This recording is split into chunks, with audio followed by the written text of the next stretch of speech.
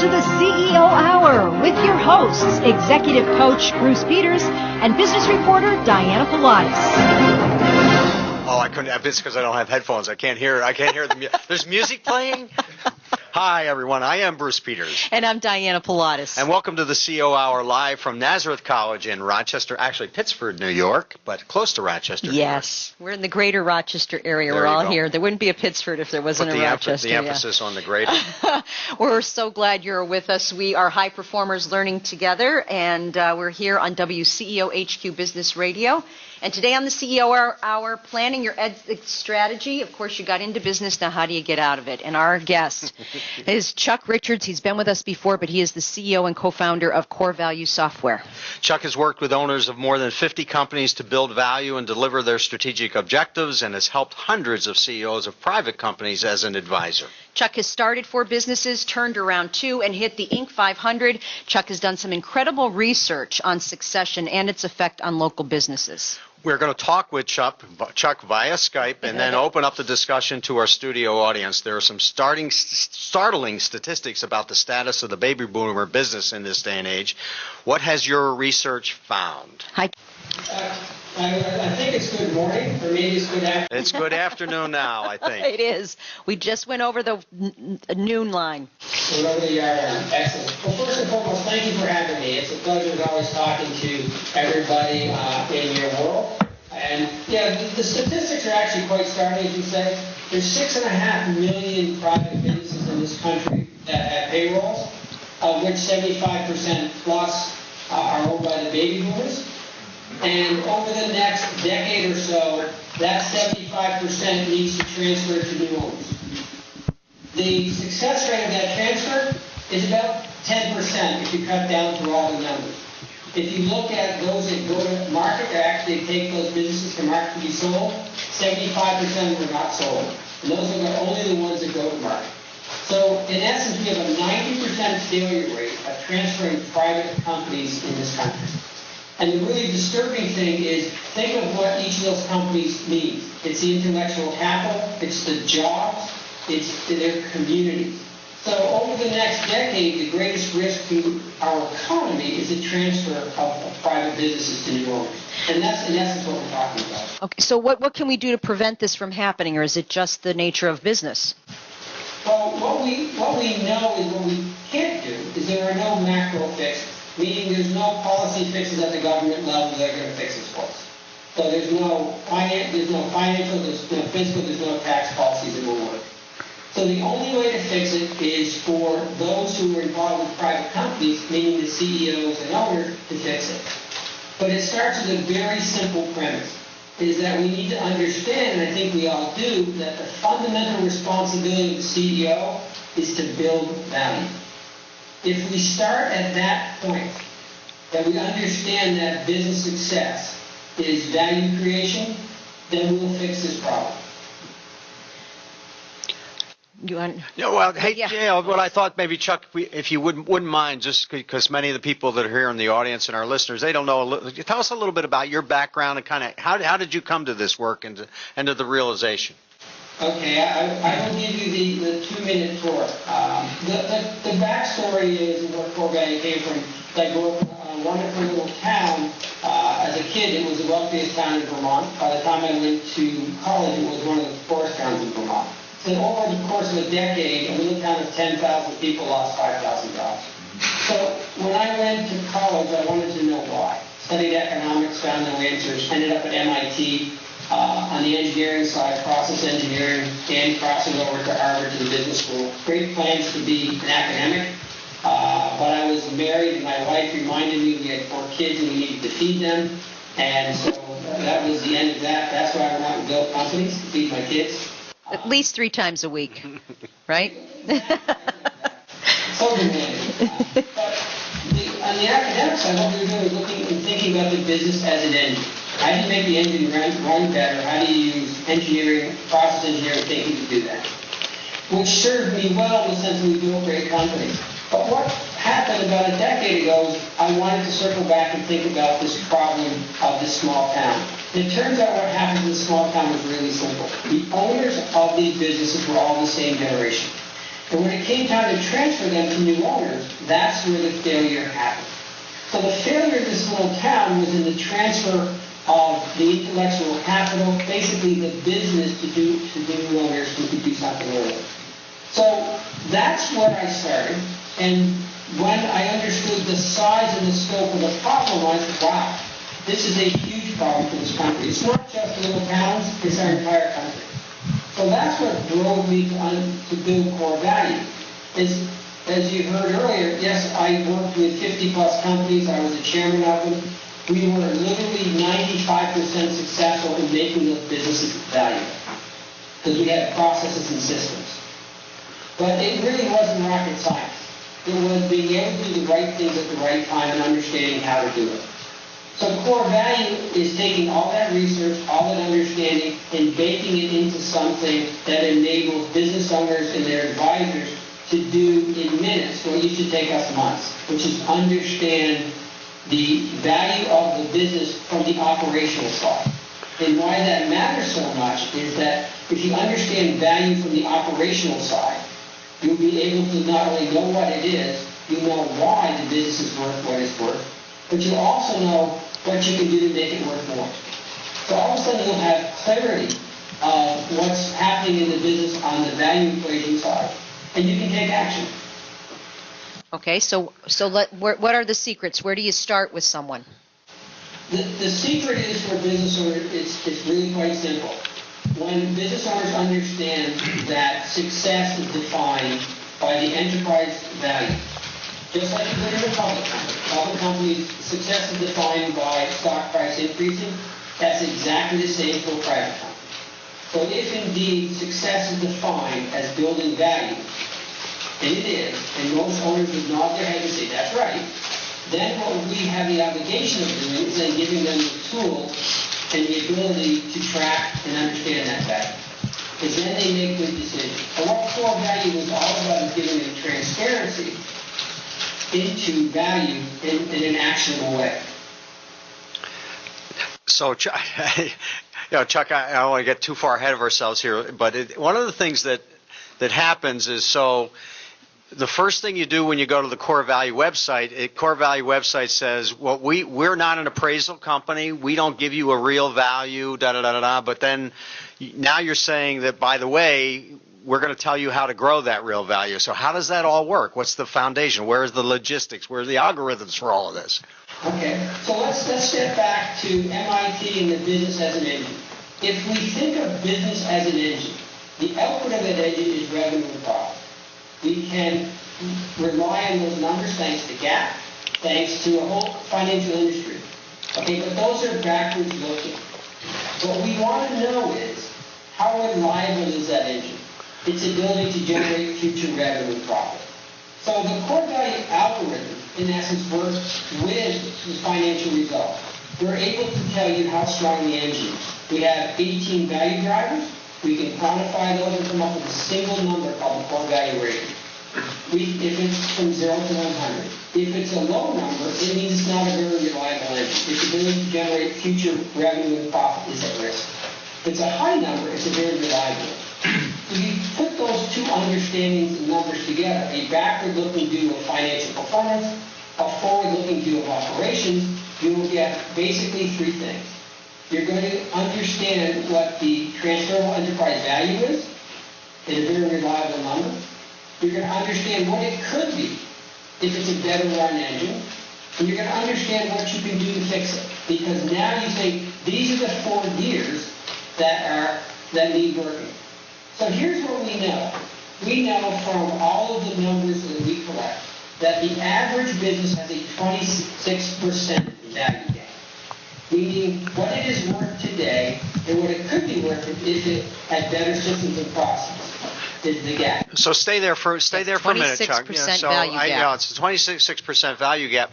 But that data comes from where? What kind of companies? Where's the what's the background of all that? All that we collect data through our system. So we have. Let me step back. Clearly, I'm an MIT data geek. I love data. Mm-hmm. And I love data because Well, we got some people in the audience that love data even as much, so I want to make sure that we're all geeks. we're all on the same page. among peers and friends. Yeah. What data does is it clarifies what we already know. It puts it into a place so I get it. People know that their businesses aren't worth what they could be. And what we're saying is from all the companies that we've worked with thousands of companies, is that the average value gap is 26% between what it is worth today and what it could be. If investment has better operational excellence inside. Okay. Here's the next number. We know across those 18 drivers, if that business focused on the 5 that are the biggest problems, the 5 top value drivers that are causing that gap, they will close 44% of that gap. Do we want to talk about some of those drivers? We absolutely can. There are 8, again, it's sort of a long road to get there, but we spent a lot of time basically going back and saying, okay, what are the fundamentals? Mm-hmm. So you trust finance because you have GAAP. You have a set of standards. What we understood is on the operational side, we needed the same structure. So we took a number of years to create a set of private business standards. And we worked with a lot of experts and academics. And so the short story long, out of that work came these 18 drivers of value. And when you hear them, they are absolute common sense. The first 9, we call them market drivers. So it's growth. Is the company growing? How big is your market? Do you have a dominant market share? Do you have recurring revenue? Do you have fair retention to protect your business? Do you have product differentiation or are you a commodity? How strong is your brand relative to your peers? Do you have margin advantage to your peers? And do you have customer diversification? Do you rely on a few clients? So those are the 9 market drivers. We have 9 operational drivers. Think of those things that are inside the business, the ability to deliver to your marketplace. So give a company overview. How effectively can you communicate to the outside world as you need to? Do you have financial systems? We don't care so much about your numbers. We care that you can control your understanding numbers.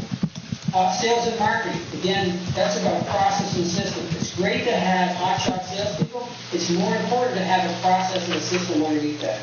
Same with operations. Customer satisfaction. You know what it is. Let alone be measured. You have a senior management team that can run the company if the owner decides to go to Tahiti for 3 months. Human resources. Process questions. Can you get the right people in the right job at the right time if you need? Legal, is everything in order? And then innovation. Do you capture at all levels all the innovation going on inside your company? And those are the 9 operational jobs. And with that foundation, they basically are the gears of that engine. Mm-hmm. And we can quantify them. And that's how we get from basically standards up to a number. Exactly analogous to GAAP. GAAP is a set of standards that go up to a framework of financial statements that will generate 2 numbers of performance that we care about. So the core value 18 driver is a framework. Now, when the software identifies the 5 primary drivers, what's the criteria for identifying those 5 primary drivers? Because they are the weakest relative to value. They're the ones that are causing the greatest gap between what your business is worth today on the operational side and what it could be. So once we know what those are, then we can basically tell you. And in fact, more than that, we can tell you how much of the gap you're creating, the dollars. So the value of the fix. Yeah, one of the things that was kind of, and I've had the privilege, Chuck, of working with your system, certainly not as many times as you have, but one of the things that is very interesting about some of the non-5 is many of the other drivers are actually things that are easier to fix than the primary drivers. So one of the things the tool allows you to do, doesn't it, is to actually say, hey, there's some low-hanging fruit here we can do pretty easily and quite quickly and have an immediate impact. And then there's some of these longer-term things that we may have to work on a little bit longer, more strategic in nature. Exactly. What we want to give the business owner and their advisors is the ability to prioritize what they do. Because as soon as you can prioritize, you can focus. What I know for a fact is that CEOs are great on fixing problems. As long as they know what the problem is, the importance of that problem, they will fix it. So we have graphed in the past of what happens when you take a CEO and their team and the employees and you focus them on a task, something that's broken. The speed at which they fix it is staggering. Once you take people and focus them on the right problem at the right time, you'll get amazing results. And that's what, as you just said, that's what core value enables. We enable you to know what the problem is, why it matters, the value of the fix, so we call it, say, the ROI. And then, because there's a list, you get to choose. And when they choose, people do amazing things. Becomes a very, very strategic thing, and we've had a chance to see it in action a little bit. So it's, but let's go back. You were talking a little bit earlier before we came on air about the more global picture, and you touched on it briefly. But you attended a conference last night, and you were talk us a little bit about your whole idea about how do we deal with this growth gap as a country and nationally, and kind of what you're thinking about in terms of your plans for that. Okay. So I'm going to step back a little bit, go back to the late 90s, where my plan was to go back and be an academic, so I was going to go back to the Kennedy School and get my PhD finally. And but when I was there, the professor I was talking with and working through, he said the answer does not lie in macro policy; it lies in micro. Meaning we need to do it one company at a time. So that was clear. So the next decade or so, with teams and with advisors, we were directly working with companies. And what we found was really exciting and enlightening is that when we first got owners to understand that value wasn't measured success, and then we brought them the ability to understand how to fix value, they did it. So you could take a company that wasn't transferable, you could take a company that was in trouble, and you could focus it in on value, and the teams and the CEOs would work together to make the company valuable. And we saw it over and over and over again. Literally hundreds of cases of CEOs and their teams with the right advisory help making companies valuable, adding jobs, even through the recession of 08, adding jobs, creating immense value. That was the point of saying, wow, this works. The challenge we had was it took months. We'd go in with a team and it'd take us 2 to 3 months to get the information we needed to begin to make the kind of decisions that Bruce, that you were just talking about. So we made, I made an executive decision to stop being an advisory firm and become a software firm, to bake everything we had learned, all the research, into something that would enable owners, CEOs, and advisors to do in minutes what took us months. So today, in 90 minutes, you can do what used to take us 2.5 months. You can do the assessment and get the information that you need to make those decisions to understand value and go forward. So that's what we took us over a decade to do to make that transfer over. So where we are now, on the national level, we have a national product. So we are working with, I think, the best national folks involved in this. We're working with the folks at Morgan Stanley, working with the folks at the AMAA, which I never get this acronym right. It's the Alliance of Mergers and Acquisition Advisors, I think. Right. Sounds like an incredibly boring group to me. It is, yeah, but it is the largest group of middle market M&A professionals. And what they do is they certify that they have got standards. They do a wonderful job of it. We're working with you now with Guy and Jeff, Quad Red. They got deep, great tools. We're working with folks at LM2 who have amazing tools to connect different advisors. And so at the national level, we've created something, this is a much longer session, called the mid-market bridge, the ability to coordinate advisors around companies. And so that's going very well. At the same time that we're bringing together the right people at the right time to solve this problem nationally, we need to get business owners and CEOs to understand that the capabilities out there, not only to understand value, to control value, to manage value, to build valuable companies, but also the ability to do with that company what you want when the time comes. So it's the ability for people to create value and then use that value to do whatever they want in their personal lives. So this national effort's going forward is picking up steam, and it's been wonderful. At the same time, this is what you talked about last night, I was blessed enough to be able to speak to the CEOs at the Smart 100, which is part of the Smart CEO group. So they've got 4 magazines in the Mid-Atlantic region, and there's a subgroup called the Smart 100. And Craig Burris was kind enough to let me speak to those folks. And Craig and his team have created a program called the Value Project. And what they're doing is getting their CEOs to understand that value is the measure of success. Out of that comes all the good things that we're talking about. Once people focus on value and they can track it and manage it, you begin to build companies that are transferable. One company at a time will make them transferable. That solves the problem.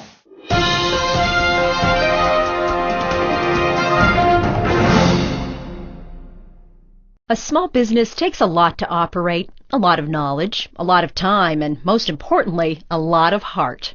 Family First Federal Credit Union knows that small businesses are the lifeblood of our communities, allowing them to grow and thrive. That's why we're here for small business owners with a full menu of business lending products that can be tailored to your business. Since credit unions are member-owned, not-for-profit institutions, we're able to offer personalized service and customized loans, things the big banks can't. Family First will even be there for your employees when they need a financial partner they can trust. We're the people who live down the street, work by your side, and want to see your business succeed. Visit www.familyfirstny.com or call us at 585-586-8225 to find out more about how together we can help your small business flourish. Family First, growing with your business, but never outgrowing it. The world of advertising is constantly evolving. Is your company breaking through all the noise? Are your marketing dollars potentially being wasted? Allow Lighthouse Marketing to evaluate your current advertising plan to ensure that your light shines through. Lighthouse Marketing specializes in both traditional and new media marketing. Visit lighthousemkt.com. That's lighthousemkt.com. And let your light shine. What's CAB HQ? CAB HQ, your headquarters for client advisory boards. We help you make your clients your business. A client advisory board is a tool that helps you know exactly what your clients want and need, and where your market's going and exactly where you're going with it. What if you knew what your client's perspective of your business really was? Have you ever asked them? CAB HQ asks them for you. We help you design and create councils of your clients, face-to-face. CAB HQ creates a venue for you to have focused, in-depth discussions with your clients about your business. CAB board members feel respected, appreciated, and even honored to be on your advisory board. Greater sales and increased client loyalty are the result. For more information, go to wceohq-radio.org and click on the link to CAB HQ. The direct value of a CAB is yours. Make your clients your business.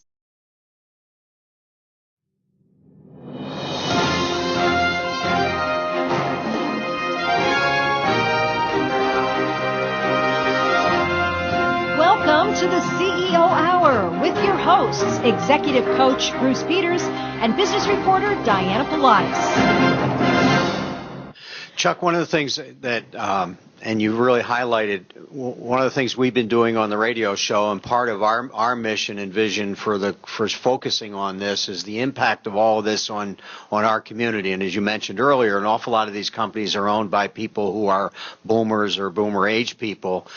And, you know, for us and the show and the kind of thing we're doing here, we want to make sure that as many of those companies stay in this community, because we've had the other problem in this community of the bankruptcy of the biggest employer and we've managed to deal with that in a whole lot of ways. And most of the ways we've dealt with that has been small, medium-sized businesses. Right, the folks leaving. Yeah, we want those companies to stay here. And so one of the things that we've been trying to do with our show is shine a light on that and part of having you on is to help us do that. But my question really is given that, what kind of advice can you give to us as a community? And then we'll go up in the audience and get some more specific questions. But any thoughts or ideas about how we might address this as a community?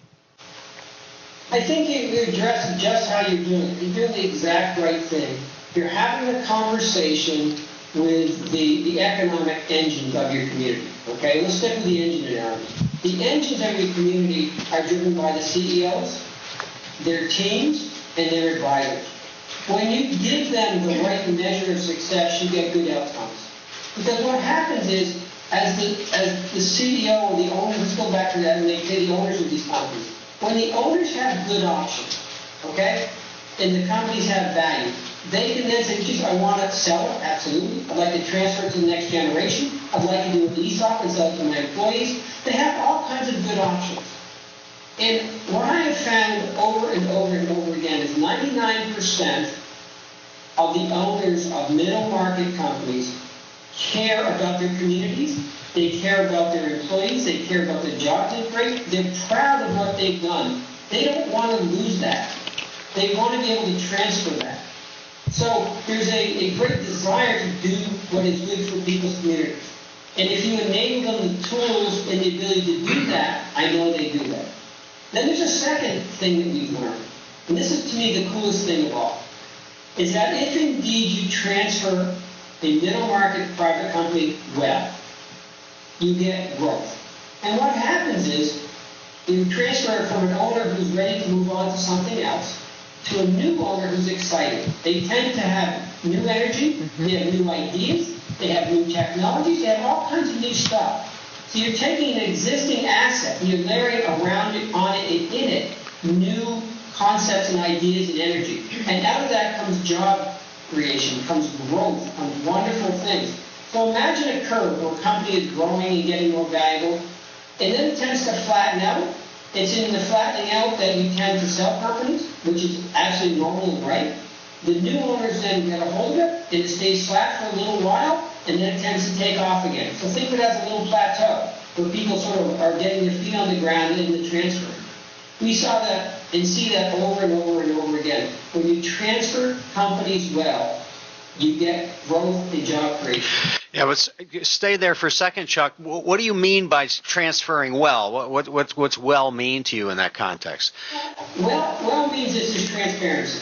So if I could show you sort of what core value does, think of it as an MRI. You can see into the business across the 18 drivers what's weak and what's strong. That's important because the existing owner knows what it is. The new owner knows what's weak and what's strong. So the new owner can immediately begin to fix the things that are weak. Because the best deals in the world are done when the existing owner is selling to a new owner who is strong when the existing business is weak. Then you get leverage. But you can only do that if there's transparency. So what core value brings is transparency into that process. Chuck, while we go out into the audience, can you tell us, in your experience, how long does it take one of these companies with this huge gap? How long does it take them to turn things around? It doesn't take very long. And that it sounds like I'm sort of pitching, and I'm not trying to. When we were doing this work with the tools we had, we could almost double the value of the company in a year. Okay? And the reason is, back to what Bruce said, there's low-hanging fruit. There's a lot of things that you can do to bring transparency into the organization, to put in systems and process very quickly, which have a very big impact on value. Yeah, it's amazing to me because there are things that are just kind of sitting there that are strategic. They're just incredibly valuable, and they're kind of ordinary. And if you just do them as you go along, it's almost automatic. But if you try and plug them in the day you get an offer from the firm, now you have a real problem. So things like a financial system, a sales and marketing, a customer satisfaction, those kind of things can really make that big of a difference. It does, and just the reality is, in most businesses they exist. They're not documented. Right, yeah. Right. They do things a certain way for a certain reason. But the person from the outside looks in and says, I don't understand. And it's in providing that transparency and understanding that you create value. Because the outside says, oh, I can do that now. Oh, in fact, not only can I do that, but I have some ideas to help them run a little bit better. Yeah, Chuck, one more question. One of the things that we've been working on here in our community and our show for the last year and a half or so, we had the privilege last year of focusing on Zappos and the whole thing about culture and the impact of culture on business and value. Are any of those does culture fit into any of those drivers at all? It's pervasive. It goes across basically all of them. If there's a culture of operational excellence, if there's a culture of doing things better, of enabling people to innovate, to have that innovation captured and used, not only does the business become more fun to run, people get engaged. Mm-hmm. It's the engagement of everybody. And I have something I learned long ago. When I've ever walked into a business, I'm 100% sure that the employees are not the problem. And the team is not the problem. I'm 100% sure of that. Having been a CEO of a lot of companies, I know I'm the problem. Yeah. And so I think that the fix is pretty straightforward. Because people want to succeed. Almost nobody goes to work every day to fail. Yeah. They go to work to succeed. If you give them that capability, they will do it. Yeah. Our expression is the bottleneck is always at the top of the bottle. Mm-hmm. I'm glad you're in recovery and you understand that. Any question? I'll bring the mic back for any questions. Yeah, Sam. Hi, Chuck. I have a question about how you assess an individual company's value drivers, whether they're strong or weak. Are you comparing them to a comp set of other companies in their sector? And the second part of that question is just because getting the data on private companies and getting that comp set, is really challenging, and that's a really valuable database if, in fact, you have that. So the answer is the way that we're able to quantify is because we have a set of standards. Think of them as best practices. Think of them that way. If you know sort of the standards of a well-run private company, you can put the operation of the company you're trying to assess up against that standard. Okay? So because you can do that, you can quantify. And you're correct, our data set gets bigger and richer all the time, and we're able to bring that data back into the system. And that's basically how it works. Okay. Fred, you had a question? Hi, yeah, I'm just curious, what are the one or two most frequent drivers that you find in that bottom five that need the most urgent attention? This is going to be interesting. You listen to sort of the conversation in the media and other places. You would think that the biggest problem is they don't keep their books thorough, that it's financial, that they don't have their documentation in place. The things where we have sort of structure and standards tend to be the strongest. So finance, legal, places like that, the drivers are very strong. The places that are weak are places that are a little softer. Brand, market, growth. They tend to live in areas where there's not a lot of structure around the driver and around the way people think. Does that answer your question? Yeah. Tom. Okay. My name is Tom, and we're in the process of piloting your application right now. I'm working with one of your reps. And what I like about it is it not only assesses the tangible assets of an organization, but the intangible as well. We currently use a product that has a large, robust database of financial data. Being a CPA firm, we use a product called Profit Sense. So there's a lot of financial data of a database that's out there. But what I like is the ability to be able to assess the company's value when it comes to brand, when it comes to all of the other things you mentioned, those intangible assets. And so that's exactly right, because the value of companies is mostly in those things that we will call intangibles. Now, for most business owners, when you say that, their eyes glaze over, and so it's sort of squishy. So by thinking about those in buckets in a framework of the drivers, they can get their arms around it. It's exactly right. But back to, because I know there are geeks in the room, we collect amazing, wonderful data. And so we have an analyst view of all that's going on with those data sets. And we feed it back to people, because we really want the data to go back to people. So here's a number that I find quite staggering. we have a set of algorithms to pick up red flags. So red flags are things that exist in the business that can negate all of the value. So a classic red flag would be litigation, especially like environmental litigation. That would mean the company has no value. So there's a whole series of red flags that the algorithms pick up. The numbers is 73% of the businesses have red flags. 73% of the businesses that we see have red flags that can negate all of the value of the lifetime of work. So the data really helps us understand, where reality lies. It helps us be able to feed back to the CEOs, the owners, and the advisors with that kind of information. To me, that's just a staggering number. And it's probably a lot of the reason that you have a 90% failure rate to transfer, because businesses have red flags. Chuck, do you have any data at all about what people think their company is worth before they use the system versus what it actually shows up in the system? Well, we're beginning to collect that data, but we did a survey with the M&A folks, and their number was 90%. 90% of business owners have I don't want to say inflated because that doesn't sound nice, but have unrealistic, much better word, view of value. And that's because they've heard or seen a statistic about a deal that was sort of off the charts, and they somehow put their company in the same place.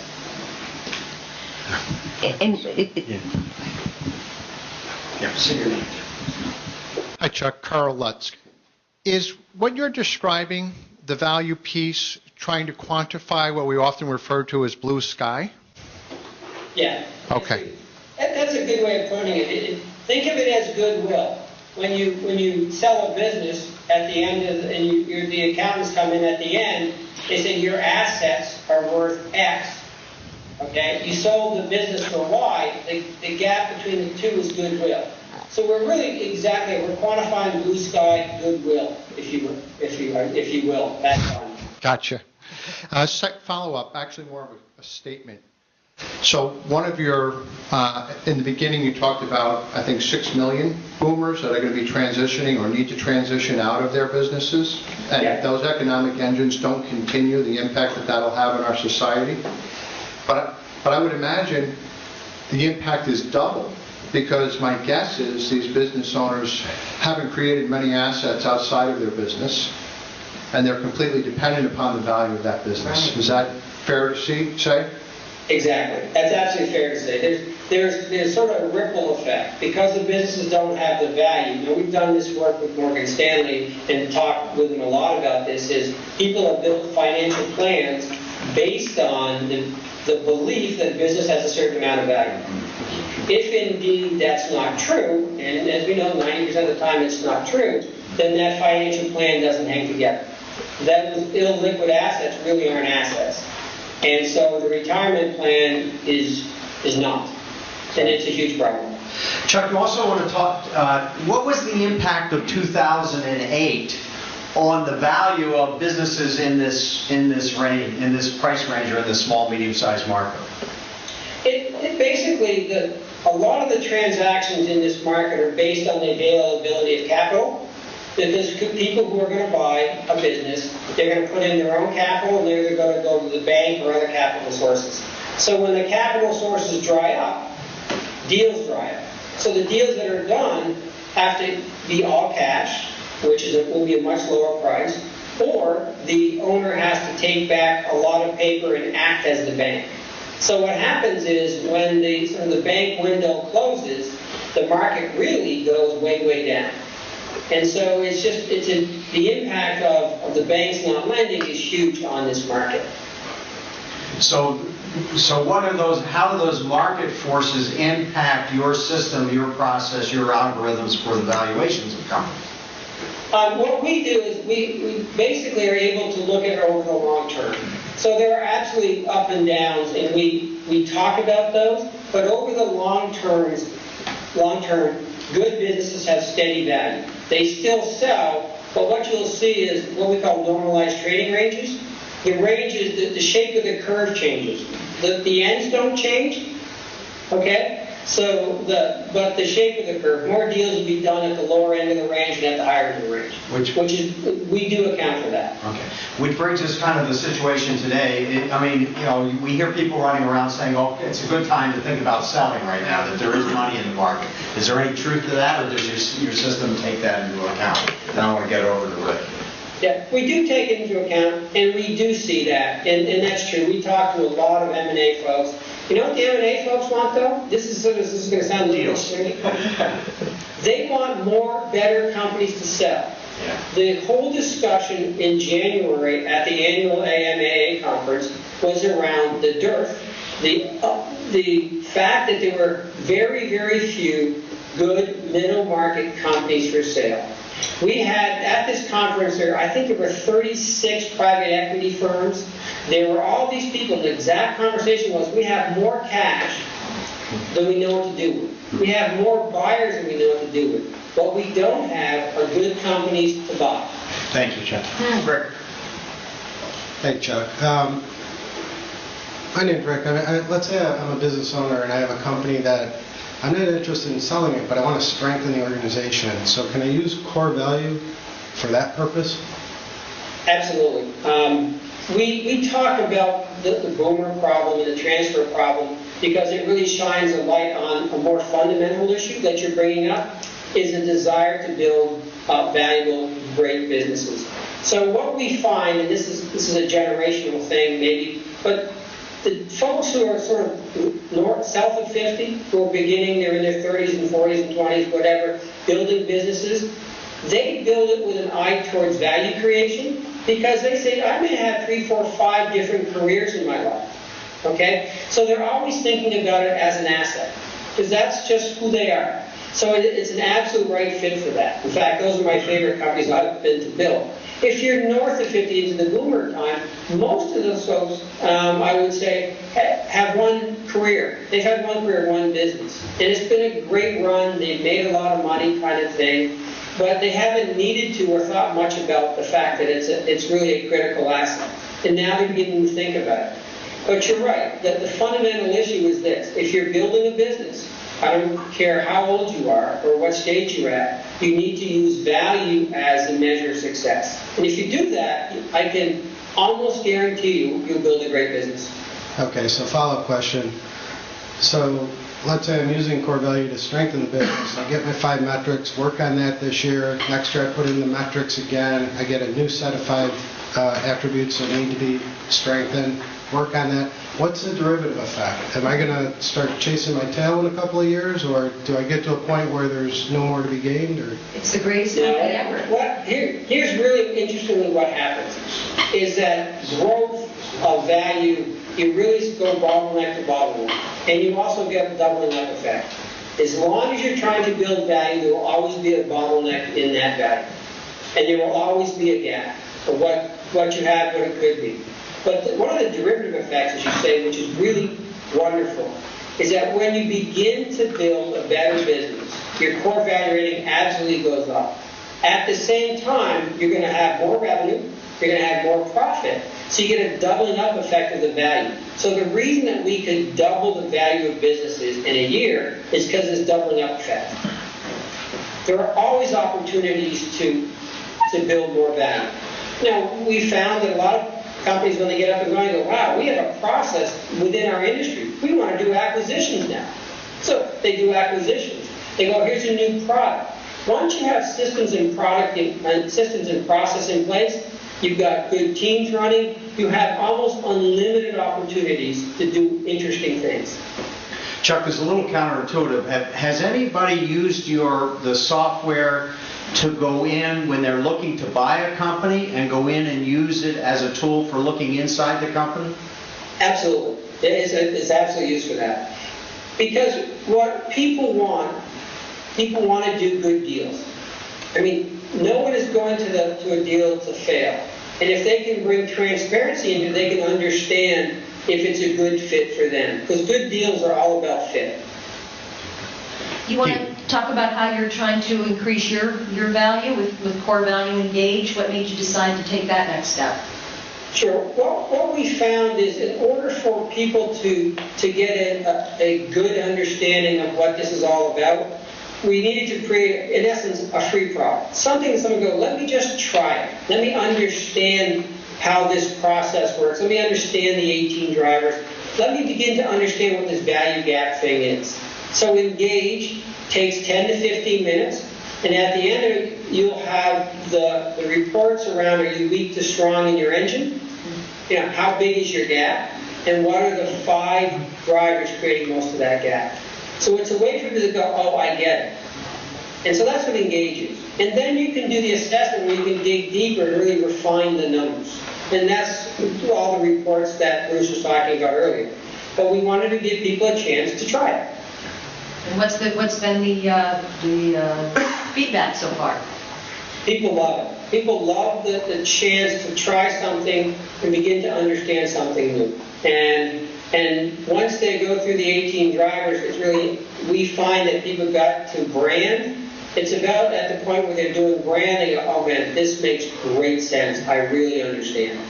We haven't said this here, Chuck, but the thing about the original using of the process gives you a snapshot, but the software is available on an ongoing basis for the company to continually update and see where they are around the various drivers. So the tool is constantly available. I got a couple more questions in the audience, and Keith, you had. Yeah, just a quick one. How do you define middle market? Is it $1 to $5 million in revenue or deal size, or is it $100 million or $150 million? We basically define middle market as anywhere from a couple of million to 100 million. I mean, the definitions are all over the ballpark, but what we find is core value works very, very well with companies, notionally below 100 million and above a couple of million. Now, I say that, and we've had tremendous success with very, very small companies, and we've done companies up to the 400 or 500 million range, and it works well there. But if you think about it, that's really our sweet spot. 100 million to 1 million. Chuck, this is Phil. I'm having a little bit of a hard time visualizing your process. I understand the upfront piece. You went from 2 to 3 months down to 90 minutes, which is what your software does. But do you have a team that goes in and works with these companies as coaches? You said, to improve the value of a company, it takes like a year working with them. So if you could help us visualize that day in the life or year in the life, if you will, that would be helpful. Okay. So we provide our tool to people who we'll call them business advisors. People who work with business owners and CEOs to make their companies better.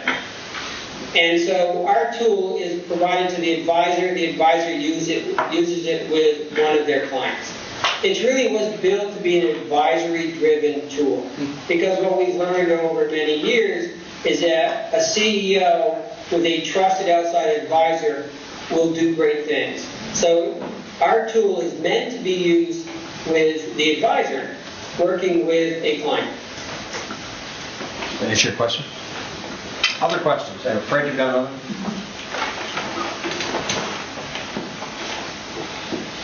Pretty soon we're going to get you right in the front of the room, Fred. Well, so you get less exercise? Yeah, I get less exercise. So this is Fred Dewey, and I was wondering what what are some of the other common red flags besides litigation?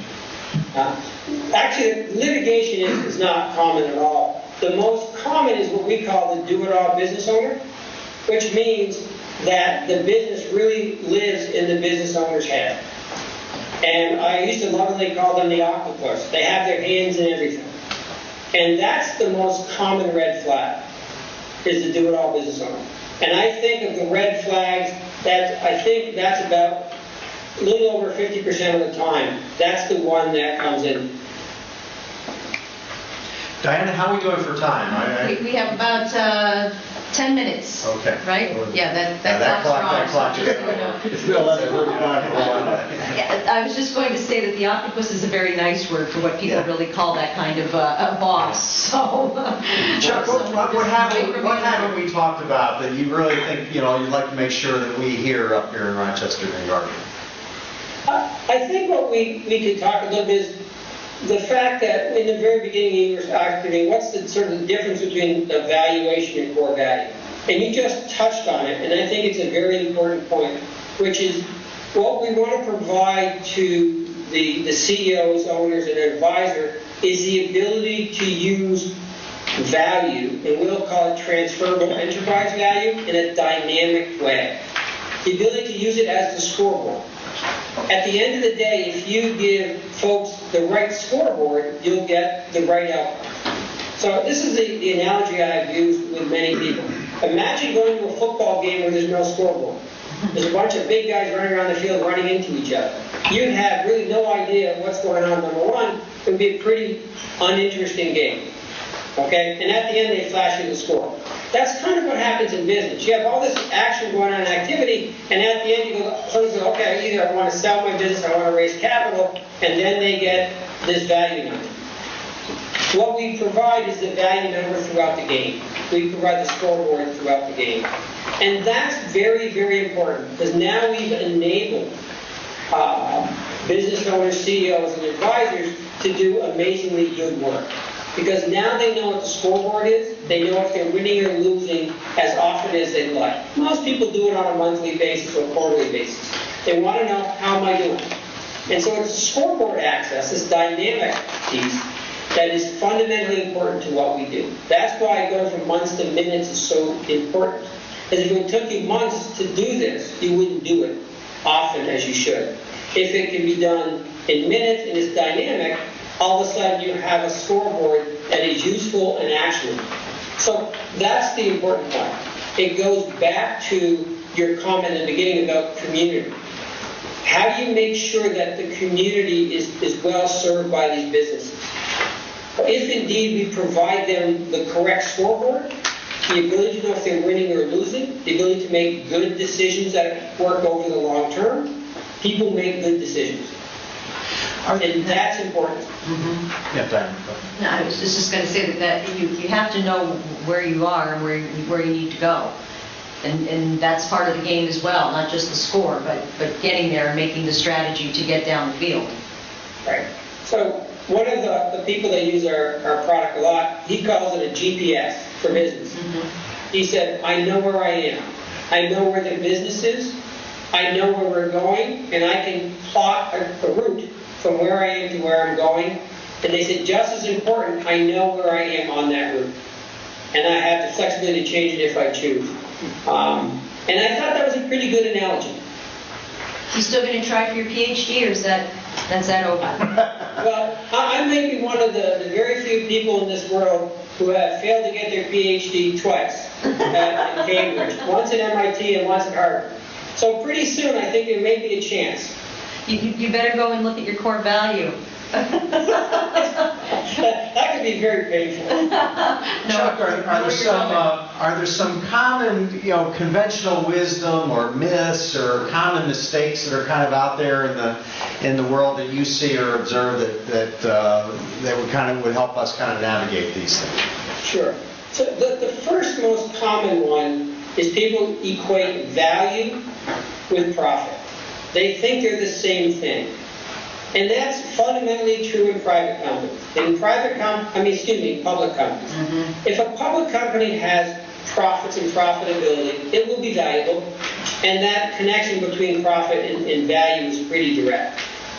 In a private company, that's not true. Just because you're profitable does not mean you're valuable. And so, if indeed you believe that, if you believe profit equals value, you begin to make decisions that don't make sense over time, okay?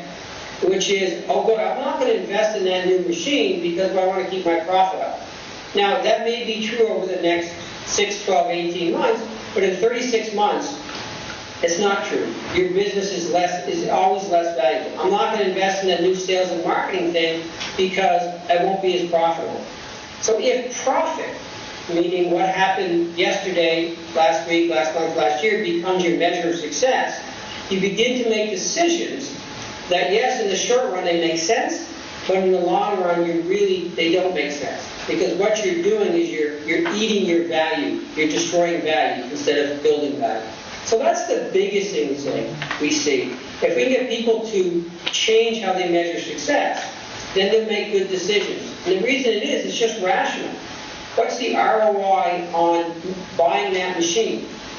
If the ROI is based on the profit it's going to take away, you don't make the decision to do it. If the ROI on that machine is that you're going to be more efficient, you're going to build margins over time, you're going to have a competitive advantage in your marketplace, you can build a stronger brand, and the ROI is based on value creation, you will do that. You will make that decision.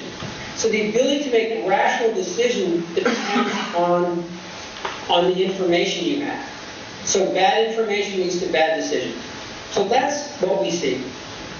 Yeah, Clay, as you know, Clay Christensen has a wonderful, wonderful TEDx video about just about that short-term versus long-term decisions and how important it is. But again, measuring value as opposed to measuring short-term profit and making those investments. Right. And the folks that talk about long-term versus short-term are 100% right. Okay? But if you can't quantify that in an elegantly simple way for people to make decisions, they won't make decisions. I read a really interesting quote, and it said, most management revolutions come out of engineering school or engineering programs. It's the ability to measure something that will drive people to make different decisions. If it's quantitative, it has more power than if it's qualitative. Doesn't mean that the qualitative is not right. It's just hard to make a decision if it's not quantitative. Numbers don't lie.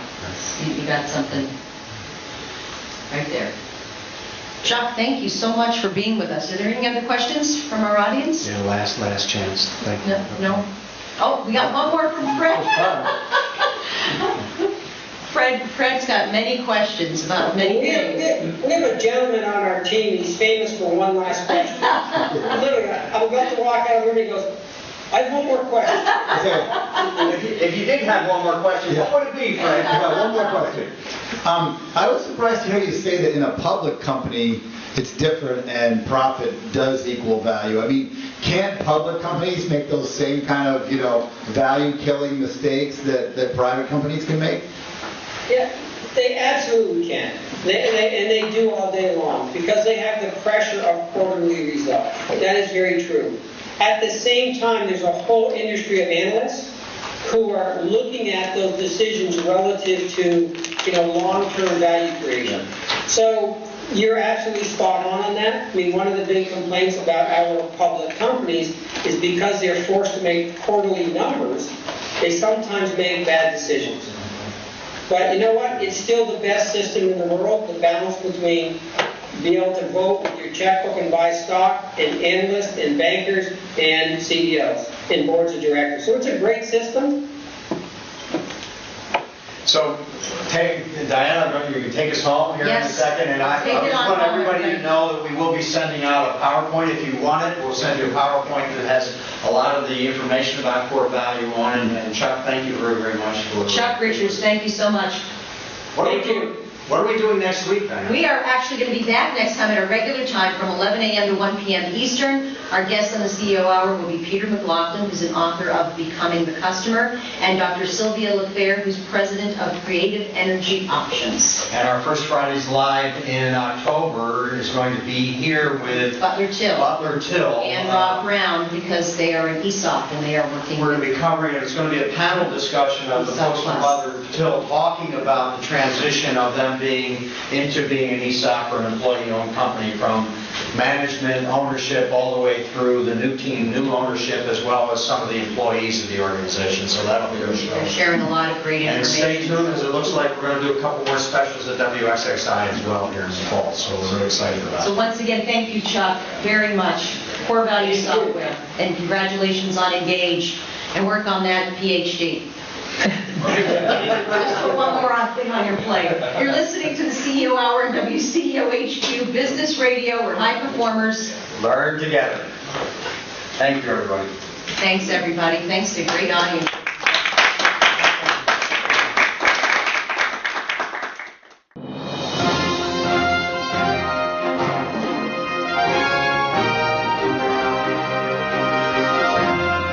Welcome to the CEO Hour with your host, hosts, executive coach Bruce Peters and business reporter Diana Pilates.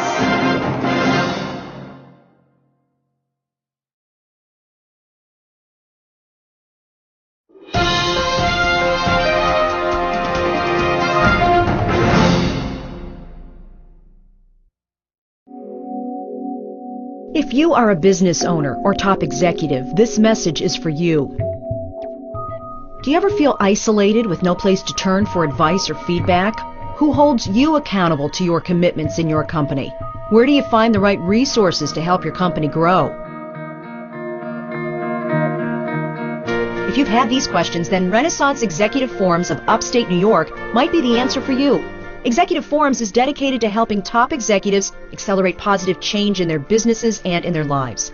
These are groups of peers who are running businesses just like you, providing a great sounding board to test ideas and concepts, review plans and goals, and present issues and opportunities for discussion. The result is improved strategy, accountability, people, and execution skills. If you're interested in learning more, go to wceohq-radio.org and click on Renaissance Executive Forums. Renaissance Executive Forums of Upstate New York, high performers learning together. Touch the screen. No, really, touch it. Go ahead and experience it. Imagine at your next trade show or event giving your customers and prospects a unique brand experience. Immersing them in your brand and creating an environment for them to not just see, but to virtually touch and feel your products and services. Multi-touch presentations enhance the touchscreen experience. Avery Marketing develops customized applications for multi-touch presentations. You can now interact with your media using multiple touches and gestures on video displays, giving your audience a customized, interactive experience that will leave them asking for more. To see some of our custom presentations and find out if multi-touch or any of our other marketing services are right for you, visit our website at averymarketing.com. Avery Marketing, fresh perspective, exceptional craft, inspired creative. Avery Marketing provides strategic brand marketing solutions that engage customers and prospects in your brand experience.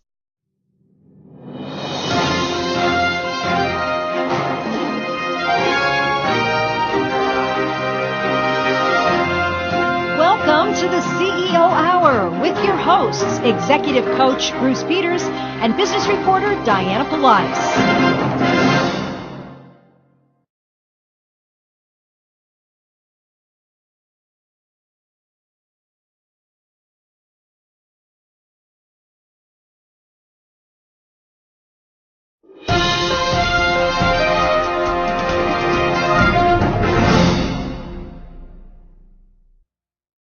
Lighthouse Marketing continues to evolve with the ever-changing world of advertising.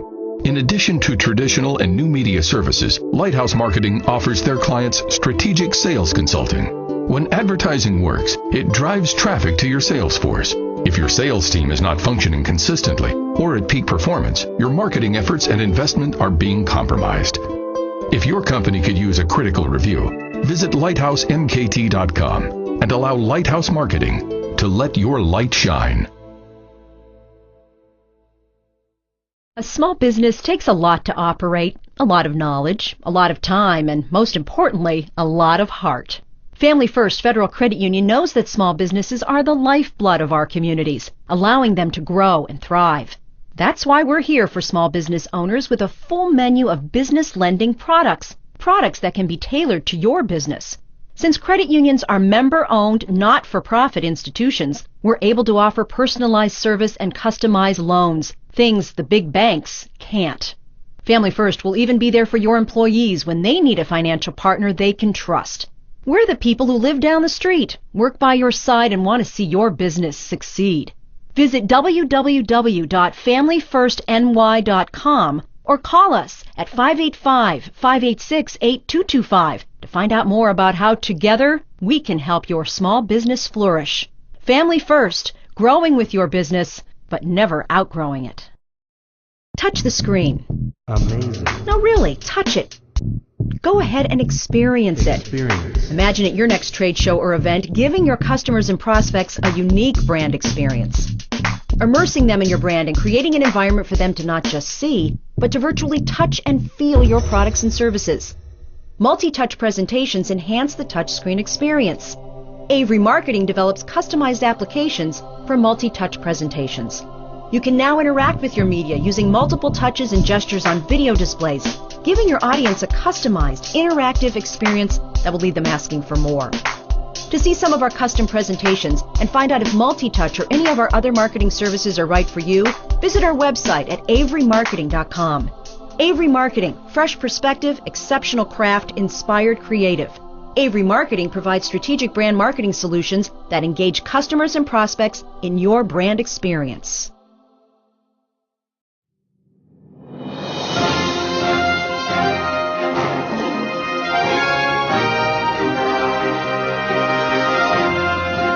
Welcome to the CEO Hour with your hosts, Executive Coach Bruce Peters and Business Reporter Diana Politis.